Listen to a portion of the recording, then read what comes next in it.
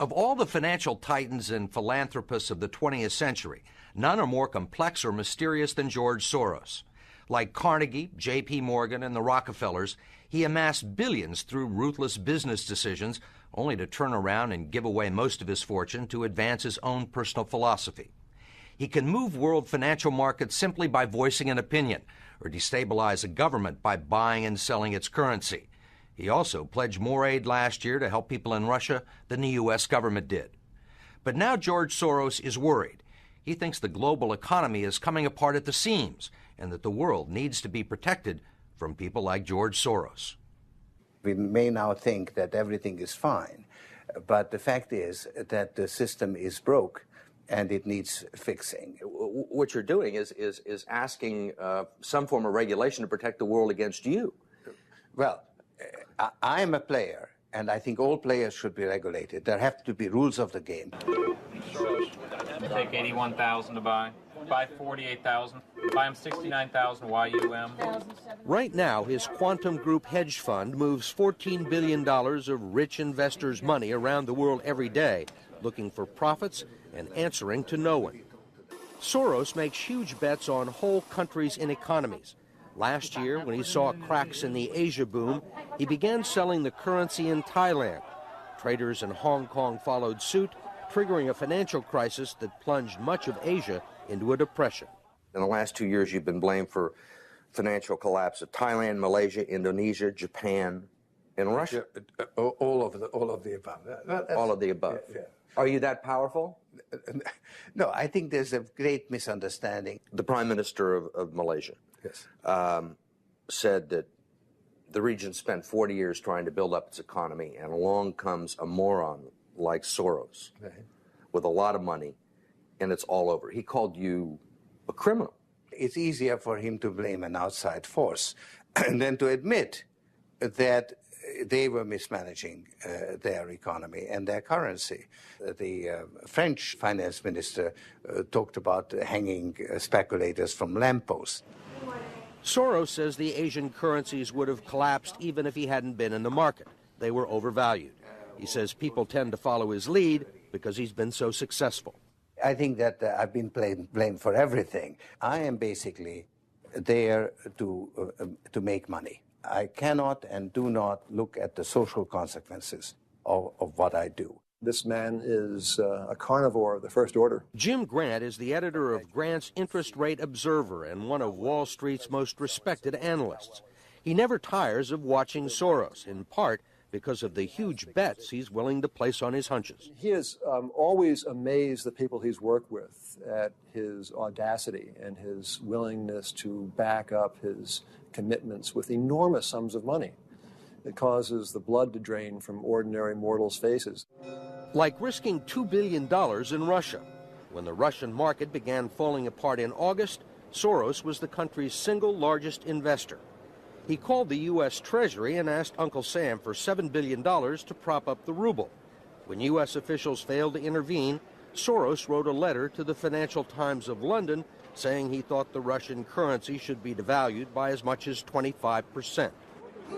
A few words from Soros were enough to cause panic selling that fueled the crash.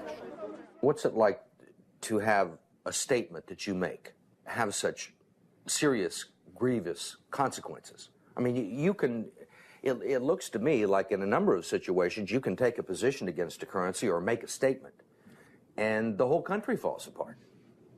Well, it's a tremendous sense of responsibility, actually. And it's also a humbling experience because I am actually trying to do the right thing, and sometimes what I do has an unintended negative consequence, as it did in Russia. For both the Russian middle class and for Soros, who lost his $2 billion. Whatever his motivations, no one can accuse him of greed. He's backed away from the day-to-day operation of his businesses and is giving away his billions now with the same determination that he made them in places like Haiti, a country that has less money in the bank than he does. Last month, he brought the First Lady with him for a look at some of the projects his foundation is funding. This is Mr. George Soros, and he's going to be helping the hospital. This year, Soros plans to give away almost $500 million around the world. In Bosnia, when the water supply to Sarajevo was cut off at the height of the siege, it was Soros who wrote a check to jury-rig a pipeline through an abandoned highway tunnel. $5 million up front can be more valuable than $50 million a year or two later. Ambassador Richard Holbrooke brokered the peace in Bosnia. At one point, after the Dayton peace agreements in Bosnia in 1995, for a considerable period of time, George had given more money to implement the peace agreements than the U.S. government had. He just could move that fast. In Russia, he pledged $100 million to help scientists who might otherwise have sold their expertise to bidders like Iran or Iraq. In Eastern Europe, he's educated a new generation. And in Ukraine, he spent millions retraining the old Soviet military. At the center of George Soros, there's an inherent contradiction. Which is? Which is, on one hand, you're the capitalist who does not care about the social consequences of his act, and on the other hand, you are a philanthropist who cares only about social consequences.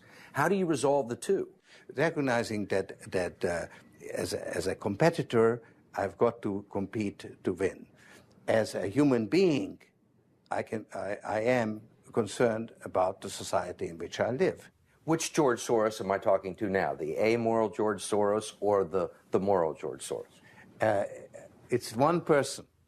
It's one person who at one time engages in amoral activities and at the rest of the time tries to be moral. To understand the complexities and contradictions in his personality, you have to go back to the very beginning, to Budapest, where George Soros was born 68 years ago to parents who were wealthy, well-educated, and Jewish. When the Nazis occupied Budapest in 1944, George Soros' father was a successful lawyer. He lived on an island in the Danube and liked to commute to work in a rowboat. But knowing there were problems ahead for the Jews, he decided to split his family up.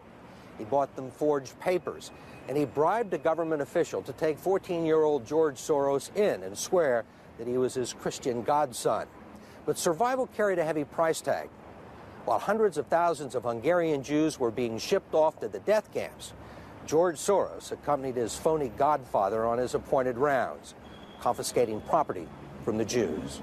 These are pictures from 1944 of what happened to George Soros's friends and neighbors.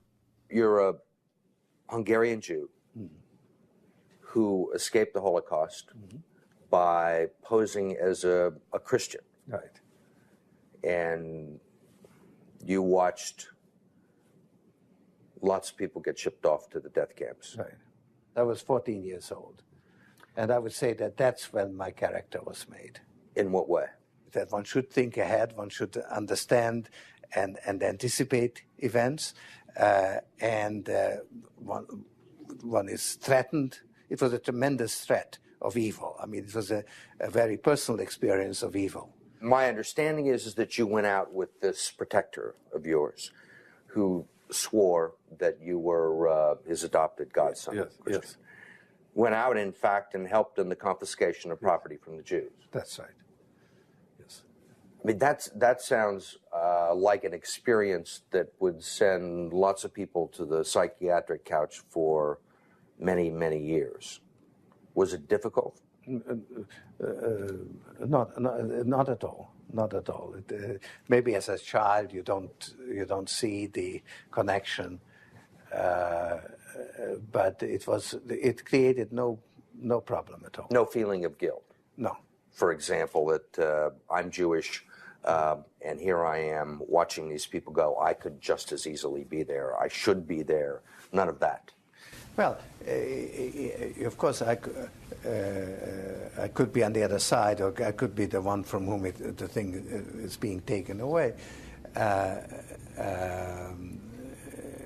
But there was no sense that I shouldn't be there, because that was,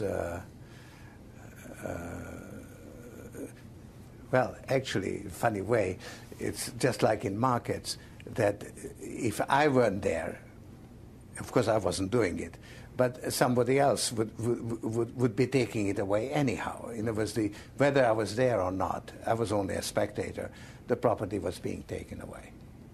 So I had no role in taking away that property. So I had no sense of guilt. Are you religious? No. Do you believe in God? No. Soros told us he believes God was created by man, not the other way around, which may be why he thinks he can smooth out the world's imperfections. When we went with him to Ukraine, he was treated like a visiting head of state and was received by the president. Then he was received by the prime minister and finally the central bank. 20% in cash. They even allowed him to look at the books and asked him for advice.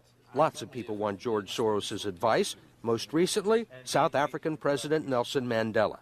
Actually, President Mandela asked me, how could South Africa protect itself against speculators like you? And I told him, I wrote him a memo, trying to give him the best advice I could, how to reduce the exposure of South Africa to speculative attack. That's the old stop me before I kill again approach, right? Well, you're telling this is what you can do to stop me. Whether I or somebody else does whatever is happening in the markets, it really doesn't make any difference to the outcome. I don't feel guilty because I'm engaged in an amoral activity which is not meant to have anything to do with guilt. Part of the reason he is so rich is that the Soros hedge funds operate offshore in the Netherlands Antilles to avoid scrutiny by the Securities and Exchange Commission. So even while Soros tells Congress and the Treasury that hedge funds must be regulated to stop the global crisis, he's avoiding the rules. Why is it that Americans can't invest in the quantum fund? It's an offshore fund. Why is that? Because the fund is not registered with the Securities and Exchange Commission.